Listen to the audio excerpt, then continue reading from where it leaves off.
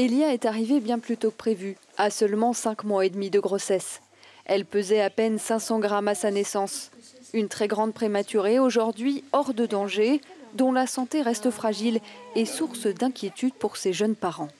Par rapport à la dernière fois, elle lève plus son bassin et ses jambes. Hein, vous avez vu là? Là, c'est bien. Kinésithérapeute, Marie-Agnès veille à son bon développement. À l'aide de ce cocon, elle adapte l'installation d'Elia à ses capacités motrices.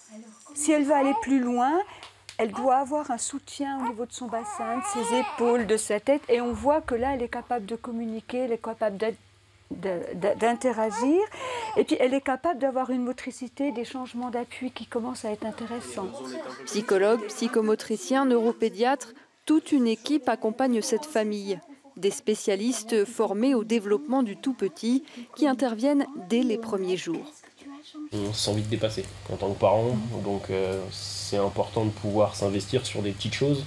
Le principal, c'était lui changer la couche en réa, parce que c'était l'une des seules choses qu'on pouvait faire. On nous a vite mis à l'aise en fait pour faire du pot à pot, la manipuler. On a participé aux soins assez rapidement. On voulait, nous, en tant que parents, participer et on savait qu'on allait être accompagnés, que les soignants allaient venir à la maison et que c'était pas fini. Et cette aide précieuse ne s'arrête pas à la sortie de l'hôpital, mais se poursuit plusieurs mois.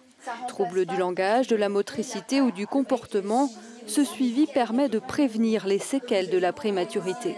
Il y a vraiment une complémentarité dans les approches de chacun et un travail régulier entre les professionnels qui, au cours de réunions, de coordination, vont pouvoir aussi réfléchir ensemble à ce qui paraît le plus porteur pour le bébé et pour les parents.